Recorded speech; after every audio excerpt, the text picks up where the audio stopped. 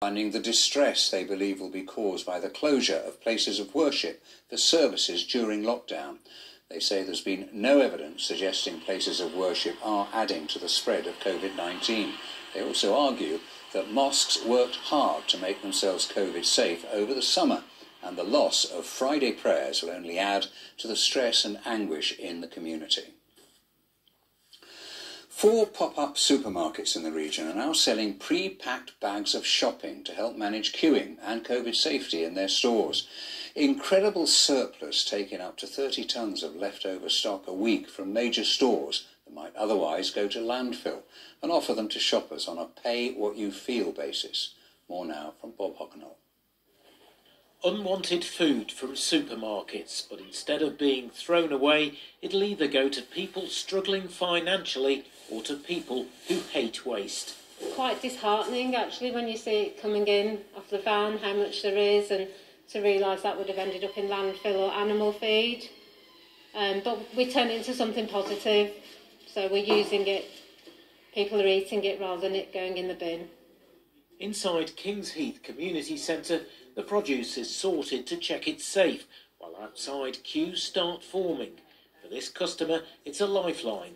The only breadwinner in her household has lost 3 jobs this year. What would life be like for you if this service wasn't here? Well, it would be harder, much harder. It's hard already. You know, he's hitting me already, mentally, physically, emotionally.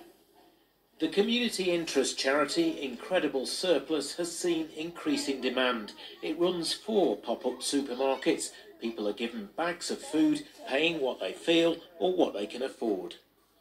The 4 supermarkets open for 2 hours on 2 days a week. They distribute up to 120 tonnes of produce every month, food that otherwise would have gone to waste.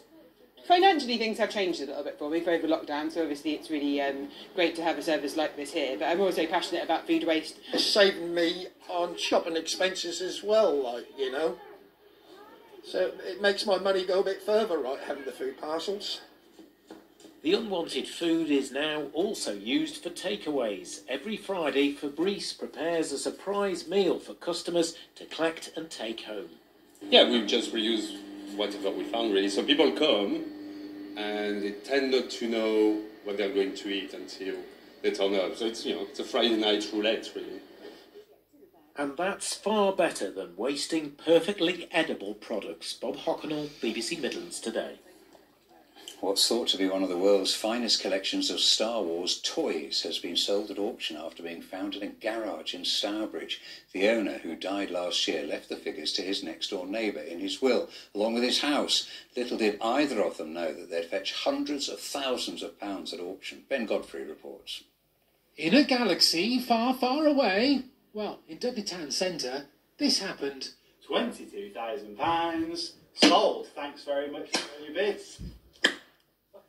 This rare vinyl-caped Jawa figure